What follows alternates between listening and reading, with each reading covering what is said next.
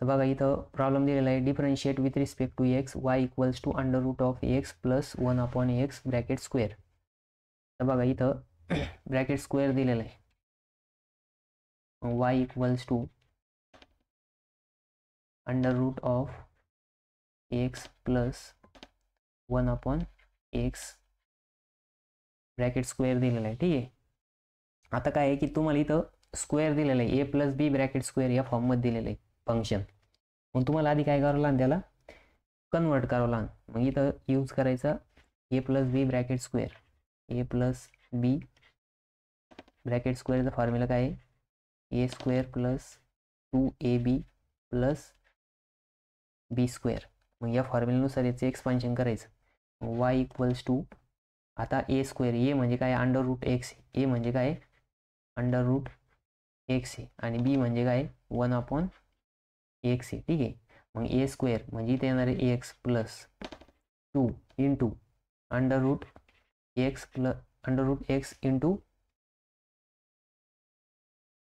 1 upon x plus इथं 1 upon एक्सचा square काय येणार आहे 1 अपॉन एक्स स्क्वेअर. ठीक आहे, मग इथे येणार आहे एक्स प्लस, आता इथं हा रूट एक्स आणि हा रूट एक्स, एक्स म्हणजे काय राहतं, एक्स म्हणजे root x into root x राहतं, म्हणजे एक रूट एक्स गेला म्हणजे इथं काय येणार आहे 2 अपॉन अंडर रूट एक्स येणार आहे. ठीक आहे, प्लस आणि इथं काय 1 अपॉन एक्स स्क्वेअर आहे, म्हणजे आपलं फायनल फंक्शन आलं y equals to.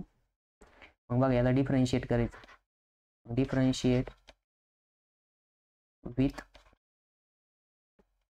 Respect to x.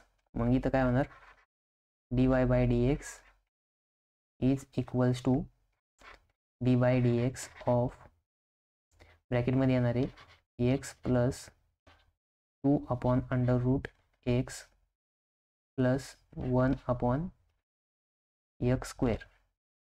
ठीक आहे, मग इथं काय होईल, डेरिव्हेटिव्ह सेपरेट होईल. मग d by d x of x plus d by d x of ब्रॅकेटमध्ये 2 upon under root 2, sorry under root x आहे. ठीक आहे, plus d by d x of 1 upon x square. ठीक आहे, आणि इकडे काय येणार आहे d y by d x. मग बघा आपल्याला एक फॉर्म्युला आहे 1 upon x raise to n. आता आपण 1 बाय 1 सगळी फॉर्म्युला इथे लिहू. मग आता d by d x of x याचं काय येतं 1 येतं, काय येतं 1. त्याच्यानंतर ना d by d x of k upon under root x, याचा फॉर्म्युला काय आहे के इंटू 1 अपॉन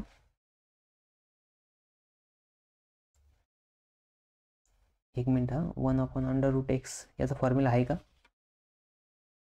नसेल तर आपल्याला नॉर्मल मेथडनी सॉल्व करावं लागेल. 1 अपॉन अंडर रूट एक्स दिलेलं आहे. ठीक आहे, याच्यासाठी काही फॉर्म्युला नाही, आपल्याला हे सेपरेट डिराईव्ह करावं लागेल. ठीक आहे, मग इथं सेपरेट सॉल्व करू आपण त्याला. त्याच्यानंतर ना जी नेक्स्ट टर्म दिलेली आहे 1 upon x square, 1 upon x म्हणजेच 1 upon d by d x of 1 upon x raise to n, या फॉर्म्युल्यानुसार त्याचा डेरिव्हेटिव्ह काय येतो minus n upon x raise to n plus 1, n plus 1. ठीक आहे, मग आपण हे फॉर्म्युला यूज करू आता इथं आणि साईडला इथं सॉल्व करू. ठीक आहे, मग बघा d y by d x, इथे येणार आहे d y by d x is equals to, आता एक्सचा डेरिव्हेटिव्ह काय येणार आहे 1 प्लस, आता d by d x of, आता हा 2 काय कॉन्स्टंट आहे, हा 2 बाहेर येणार, d by d x of, आता इथं ब्रॅकेटमध्ये येणार 1 upon under root x. 1 upon under root एक्सला 1 अपॉन अंडर रूट एक्सचा आपल्याकडे फॉर्म्युला आहे बघा, 1 अपॉन अंडर रूट एक्सचा फॉर्म्युला नाही का. ठीक आहे, 1 अपॉन अंडर रूट एक्सचा फॉर्म्युला नाही, तर इथं आपण 1 अपॉन अंडर रूट एक्स जे त्याला आपण असं लिहू शकतो का, म्हणजे सॉरी 1 अपॉन अंडर रूट एक्सला आपण x raise to minus 1 upon 2 लिहू शकतो. ठीक आहे, मग याच्यानुसार आपण याला असं लिहिणार प्लस. आता इथं 1/x², 1/x² काय -n इंटू x⁻n+1. मग -n म्हणजे काय आहे, इथं x² आहे म्हणजे इथं -2/x⁻²+1 येणार. ठीक आहे, याला पण ब्रॅकेट टाका. मग बघा इथं 1 प्लस हा 2 आणि x⁻n चा फॉर्म्युला काय येतो, n इंटू म्हणजे -1/2 इंटू x⁻1/2 ठीक आहे, याचं ब्रॅकेट कम्प्लीट. प्लस आता प्लस मायनस मायनस होणार म्हणजे इथे येणार आहे 2/x⁻3. ठीक आहे, मग इथं काय 1 प्लस 2 इंटू आता -1/2 इंटू किंवा आता x⁻² काय येणार आहे बघा, आता हा 2 इकडे मल्टिप्लाय होणार म्हणजे इथं -1 -2/2 आणि इथे येणार आहे -2/x⁻3 आणि इथं dy/dx या साईडला तसंच. ठीक आहे, मग पुन्हा dy/dx is equals to 1 plus आता हा 2 कट होणार म्हणजे इथं काय होणार आहे बघा, इथं आता हा मायनस साईन बाहेर घ्या पहिले, प्लस मायनस मायनस, हा 2 काय झाला कट झाला. ठीक आहे, हा 2 काय झाला कट झाला, हा 2 कॅन्सल झाला.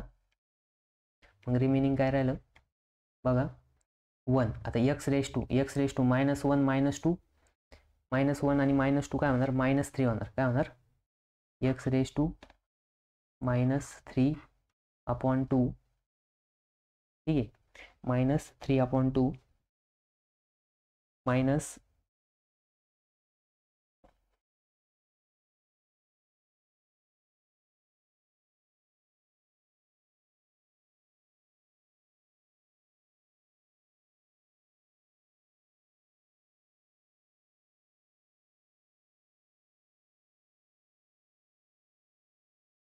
-2/x⁻3.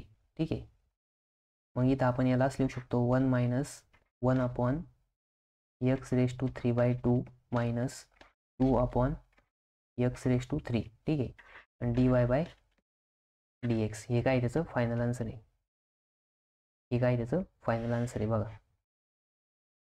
ठीक आहे, आता बुकमध्ये एक असं सेम प्रॉब्लेम आहे, तर ह्याच्यामध्ये इथं √x दिलेलं आहे. काय दिलेलं आहे √x. तर माझ्याकडनं काय टायपिंग मिस्टेक झाली होती, तर मी इथं √x घेतलं नाही, फक्त x घेतलं. तर x जर घेतलं तर याच्यानुसार याचा आन्सर हे यायला पाहिजे. ठीक आहे, आता मी इथंच एक स्लाईड कॉपी करून घेते याची सेम. ठीक आहे ना, √x ने पण सॉल्व्ह करून दाखवतात.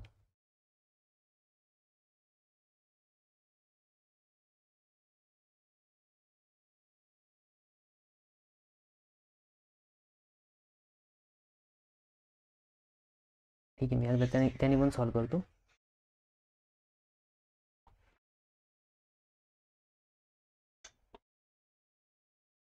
एकदा ठीक आहे ना, तो नेक्स्ट प्रॉब्लेम म्हणून सॉल्व्ह करतो डायरेक्ट, कारण की कन्फ्युजन नको व्हायला.